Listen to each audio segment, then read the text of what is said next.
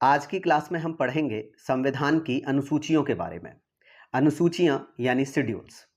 सबसे पहले आपको पता होना चाहिए कि हमारे मूल संविधान में यानी जब संविधान पहली बार लिखा गया था तब उसमें 8 अनुसूचियां शामिल थीं। बाद में अलग-अलग संविधान संशोधन करके उसमें 4 अनुसूचियां और जोड़ दी गईं। आपके एग्जाम में अनुसूची से संबंधित प्रश्न पूछा जा सकता है यूपीपीसीएस के प्रीलिम्स में या आरओ के प्रीलिम्स में, तो ये टॉपिक आपके लिए बहुत ही ज़्यादा इम्पॉर्टेंट है। चलिए अब हम एक एक अनुसूची देखते हैं कि उसके अंदर क्या क्या प्रोविजंस किए हुए हैं, क्या क्या उनकी विशेषताएं हैं। सबसे पहले पहली अनुसूची, इसमें राज्यों और केंद्र शासित प्रदेशों के नाम शामिल हैं और इसके साथ साथ राज्यों का क्षेत्रीय क्षेत्राधिकार भी शामिल है। जो पहला पॉइंट है ये तो लगभग सभी स्टूडेंट्स जानते हैं। दूसरी लाइन को थोड़ा सा आपको फोकस करके ध्यान रखना है इस पर। राज्यों का क्षेत्रीय क्षेत्राधिकार जो शामिल है ये पहली अनुसूची में उल्लिखित किया गया है। क्षेत्रीय अधिकार का मतलब क्या होता है कि किसी भी राज्य की सीमा कितनी होगी उसको निर्धारित किया गया है। बाद में जब इसमें कोई बदलाव किया जाता है या फिर किसी राज्य से एक क्षेत्र को अलग करके किसी नए राज्य का गठन किया जाता है तो हमारे संविधान की पहली अनुसूची में जाकर के बदलाव किया जाता है, संशोधन किया जाता है। दूसरी अनुसूची में वेतन, भत्ते और विशेष अधिकारों और परिलिब्धियों के संबंध में प्रावधान किए गए हैं। अब ये वेतन भत्ते यहाँ पर किसकी बात हो रही है, उनके नीचे सभी आपके नाम लिखे हुए हैं। वेतन जो सैलरी दी जाती है, भत्ते जो भी अलाउंसेस दिए जाते हैं, कुछ विशेष अधिकार दिए जाते हैं जितने भी हमारे बड़े बड़े संवैधानिक पदों पर जितने भी व्यक्ति आसीन हैं, और परिलब्धियों के संबंध में भी इसमें प्रावधान किए गए हैं। परिलब्धियां मतलब होती हैं एमोलमेंट्स, यानी कि वेतन के अतिरिक्त उनको जो भी भुगतान किए जाते हैं या जो भी उनको पेमेंट दिया जाता है वो सब एमोलमेंट्स में आता है, परिलब्धियों में आता है। चलिए देखते हैं कि यहाँ पर किन के वेतन भत्तों के बारे में बात हो रही है, तो ये भी आपको ज़रूर पता होना चाहिए क्योंकि कई बार ऐसा एग्जाम में क्वेश्चन पूछ लेता है कि इनमें आपको देखिए 9 पॉइंट दिए हुए हैं, तो 4 ऑप्शन देगा कि इनमें से किसके वेतन भत्तों का संबंध दूसरी अनुसूची में नहीं है और 3 नाम दे देगा, 1 नहीं देगा। तो इस पर भी आपको थोड़ा फोकस करना है। जैसे भारत के राष्ट्रपति, राज्यों के राज्यपाल, लोकसभा के अध्यक्ष और उपाध्यक्ष, लोकसभा के अध्यक्ष यानी स्पीकर महोदय, राज्यसभा के सभापति और उपसभापति। ठीक है, राज्यसभा के सभापति आप जानते हैं भारत के राष्ट्रपति ही होते हैं। राज्यों की विधानसभाओं के अध्यक्ष और उपाध्यक्ष, इन सबके वेतन भत्तों का जो उल्लेख है वो दूसरी अनुसूची में है। राज्यों की विधान परिषदों के सभापति और उपसभापति, उच्चतम न्यायालय यानी सुप्रीम कोर्ट के जो न्यायाधीश हैं उनके वेतन भत्ते, उच्च न्यायालय के न्यायाधीश और भारत के नियंत्रक एवं महालेखा परीक्षक यानी CAG, controller auditor general of India. चलिए अब आगे देखते हैं तीसरी अनुसूची में किस चीज का वर्णन किया गया है। तो यहाँ पर आप पाएंगे तीसरी अनुसूची में आप देखिएगा इसमें निम्नलिखित के लिए शपथ या प्रतिज्ञान के प्रारूप शामिल है। शपथ यानी जब भी कोई अपने पद को संभालता है, अपने पद का जब कार्यभार ग्रहण करता है तो उसको शपथ दिलाई जाती है। किन किन की शपथ के बारे में बात हो रही है? संसद निर्वाचन के उम्मीदवार, ध्यान दीजिएगा इस पॉइंट पर, संसद के सदस्य यानी आपके सभी सांसद जितने भी एमपी हैं, मेंबर ऑफ पार्लियामेंट, भारत के केंद्रीय मंत्री यानी भारत के सभी केंद्रीय मंत्री, राज्य विधान मंडल निर्वाचन के उम्मीदवार और राज्य विधान मंडल के सदस्य। ठीक है, जैसे विधानसभा हो गई आपकी या दूसरा सदन विधान परिषद अगर मौजूद है तो, राज्य मंत्री, उच्चतम न्यायालय के न्यायाधीश, उच्च न्यायालय के न्यायाधीश और नियंत्रक एवं महालेखा परीक्षक यानी सीएजी कैग, इनके शपथ का जो प्रारूप है, जो ड्राफ्ट है वो तीसरी अनुसूची में शामिल है। चौथी अनुसूची में देखिएगा इसमें राज्यसभा में राज्यों और केंद्र शासित प्रदेशों के लिए सीटों के आवंटन के संबंध में प्रावधान शामिल है।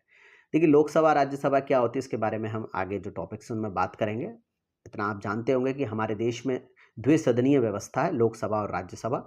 तो राज्यसभा जो हमारा उच्च सदन है उसमें जो राज्य और केंद्र शासित के लिए कितनी कितनी सीटों का आवंटन किया जाएगा उस सब का प्रावधान चौथी अनुसूची में किया गया है। पांचवी अनुसूची देखिएगा, इसमें अनुसूचित क्षेत्रों और अनुसूचित जनजातियों के प्रशासन तथा नियंत्रण के संबंध में प्रावधान शामिल है। हमारे भारत में तमाम ऐसे राज्य हैं जहां पर अनुसूचित क्षेत्र और जनजातियां मौजूद हैं, उन पर प्रशासन कैसे किया जाएगा, उनका नियंत्रण कैसे किया जाएगा, इस सबके प्रावधान पांचवी अनुसूची में शामिल हैं। चलिए इसके बाद में देखते हैं हमारी छठी अनुसूची में क्या उल्लेख किया गया है। तो छठी अनुसूची में देखिएगा असम, मेघालय, त्रिपुरा और मिजोरम, इन 4 राज्यों में जो जनजातीय क्षेत्र हैं उनके प्रशासन के संबंधित प्रावधान शामिल हैं। देखिए 5वीं अनुसूची में भी हमने जनजाति के प्रशासन नियंत्रण की बात करी और इसमें भी हमने करी, लेकिन हमने इसमें स्पेसिफिक 4 राज्यों की बात करी है। तो याद रखिएगा, असम, मेघालय, त्रिपुरा और मिजोरम, अगर इनके जनजातीय क्षेत्रों के प्रशासन के संबंध में बात आएगी तो 6ठी अनुसूची में इसका उल्लेख है। और इन चारों को छोड़ करके बाकी के जितने भी राज्य हैं उनमें जो अनुसूचित जनजाति के प्रशासन नियंत्रण की बात होगी वो 5वीं अनुसूची में होगी। 7वीं अनुसूची में इसमें 3 विधायी सूचियों के बारे में बात की गई है, संघ सूची, राज्य सूची और समवर्ती सूची। देखिए ऐसा है, बहुत सारे ऐसे विषय होते हैं जैसे रेल है, संचार है, बीमा है, जहाज से संबंधित है, स्वास्थ्य से संबंधित है, शिक्षा से संबंधित है, ऐसे तमाम तरह के कई विषय होते हैं। तो सबकी जिम्मेदारी अलग अलग है। कुछ विषय संघ सूची में शामिल हैं, कुछ विषय राज्य सूची में शामिल है और कुछ विषय समवर्ती सूची में शामिल हैं। समवर्ती सूची में वो विषय शामिल होते हैं जिनकी जिम्मेदारी केंद्र और राज्य सरकार दोनों की है, और संघ सूची में वो विषय जिनकी जिम्मेदारी केंद्र सरकार की, और राज्य सूची में वे विषय जिन पर राज्य सरकार पर जिनकी जिम्मेदारी है। ठीक है, तो इन तीनों सूची में कौन कौन से विषय शामिल होंगे इसका उल्लेख आपकी 7वीं अनुसूची में किया गया है। 8वीं अनुसूची में किसके बारे में बात की गई है, तो ये हमारी ऑफिशियल लैंग्वेजेस के बारे में बात की गई है। तो आज की डेट में हमारे भारत के संविधान में जो संविधान के द्वारा जो मान्यता प्राप्त है, ऐसी 22 आधिकारिक भाषाओं का उल्लेख है, 22 ऑफिशियल लैंग्वेजेस हैं। एक बार इन 22 लैंग्वेजेस के नाम आपको पता होने चाहिए। असमिया, यहाँ पर नंबरिंग ऊपर नीचे हो गई है, एक बार इसको स्क्रॉल कर लेते हैं। चलिए यहाँ पर देखिएगा, एक साथ आ जाएंगी ये यहाँ पर। चलिए देखिए, आप इस कॉलम के फॉर्म में देखिए, असमिया, उसके नीचे बंगाली, दूसरे नंबर पर Bodo, Dogri, Gujarati, Hindi, then second column में कश्मीरी, कोंकणी, मैथिली, मलयालम, मणिपुरी, कन्नड़, मराठी, नेपाली, उड़िया, पंजाबी, संस्कृत, संथाली, सिंधी, तमिल, तेलुगु और उर्दू।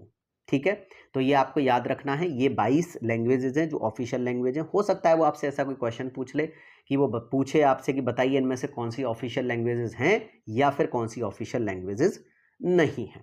चलिए फटाफट से अब आगे देखते हैं। भाई 9वीं अनुसूची में किस चीज़ का उल्लेख किया गया है, तो भाई 9वीं अनुसूची में देखिएगा, ये राज्य के अधिनियमों और विनियमों जो भूमि सुधार और जमींदारी प्रथा के उन्मूलन से संबंधित है। तो देखो 9वीं अनुसूची, मैंने आपको बताया था कि मूल संविधान में 8 अनुसूची थी, तो ये 9वीं अनुसूची थी, ये संविधान में संशोधन करके यानी बदलाव करके इसको जोड़ा गया था। तो पहले तो आपको ये पता होना चाहिए, तो हमारे संविधान में जो सबसे पहला संशोधन हुआ था, प्रथम संशोधन, उसके द्वारा 9वीं अनुसूची को जोड़ा गया था और ये संशोधन 1951 में हुआ था। इस अनुसूची में किसका उल्लेख है, भूमि सुधारों का उल्लेख है कि भाई जो लैंड रिफॉर्म्स होने हैं उनके बारे में बात की गई है। जमींदारी प्रथा का क्या किया गया है, उन्मूलन किया गया, यानी उसको खत्म किया गया है। इसके जब ये अनुसूची जब जोड़ी गई तो उसके बाद हमारे देश से जमींदारी प्रथा को समाप्त कर दिया गया। आगे देखिएगा 10वीं अनुसूची में किसका उल्लेख है, इसमें दल बदल के आधार पर संसद के जो सदस्य हैं यानी एमपीज और राज्य विधानमंडलों के जो सदस्य हैं यानी MLAs, member of parliament and member of legislative assembly, MLA, इनकी निर्हरता से संबंधित प्रावधान शामिल है। ठीक है ना, जो इनकी डिस्क्वालिफिकेशन है उससे रिलेटेड है। 10वीं अनुसूची को आपके 52वें संविधान संशोधन अधिनियम 1985 के द्वारा जोड़ा गया था, यानी 52 सेकेंड अमेंडमेंट जो हुआ था 1985 में, उसके द्वारा से जोड़ा गया था और इसको हम दल विरोधी कानून के रूप में भी जानते हैं। ठीक है, 11वीं अनुसूची किसके बारे में बात कर रही है, तो इसको देख लेते हैं फटाफट से। इसमें ऐसे प्रावधान शामिल हैं जो पंचायत की शक्तियों, अधिकार और जिम्मेदारियों को निर्दिष्ट करते हैं। मतलब आप देखिए, हमारे देश में पहले यानी जब 11वीं अनुसूची नहीं जोड़ी गई थी, उससे पहले हमारे देश में द्विस्तरीय शासन व्यवस्था थी, राइट। पहले स्तर पर केंद्र सरकार है और दूसरे स्तर पर राज्य सरकार है, लेकिन बाद में हमारे देश में ग्राम पंचायतों का भी गठन किया गया, यानी हमारे देश की त्रिस्तरीय शासन व्यवस्था वर्तमान में मौजूद है। गाँव में ग्राम पंचायतें, शहरों में नगर पालिकाएं हैं। तो ग्राम पंचायत की क्या शक्ति रहेंगी, क्या उनके पास पावर होंगे, क्या उनके अधिकार होंगे, क्या राइट्स होंगे, क्या उनकी जिम्मेदारी होंगी, रिस्पॉन्सिबिलिटी होंगी, इस सब का उल्लेख 11वीं अनुसूची में किया गया है। 12वीं अनुसूची में सेम ग्राम स्तर पर ग्राम पंचायतों की स्थापना की गई, 11वीं अनुसूची में जोड़ा गया। 12वीं अनुसूची में नगर के स्तर पर नगर पालिकाओं की स्थापना की गई, तो नगर पालिकाओं की शक्ति, उनके अधिकार, उनकी जिम्मेदारियों के बारे में बात की गई है। इसमें 18 विषय शामिल हैं और 11वीं अनुसूची में 29 विषय शामिल हैं। तो ये टॉपिक आपके प्रीलिम्स के लिए बहुत ज़्यादा इंपॉर्टेंट था, जो मैंने आपको इस वीडियो में कवर करा दिया है। इसका रिवीजन ज़रूर करते रहिएगा। वीडियो को शेयर ज़रूर कर दीजिएगा ताकि तैयारी करने वाले जितने भी स्टूडेंट्स हैं उन तक ये वीडियो पहुंच जाए। और अगर आपने अभी तक चैनल को सब्सक्राइब नहीं किया तो चैनल को सब्सक्राइब ज़रूर कर लीजिएगा, क्योंकि अगली वीडियो का नोटिफिकेशन आपको आ जाए। जय हिंद, वंदे मातरम।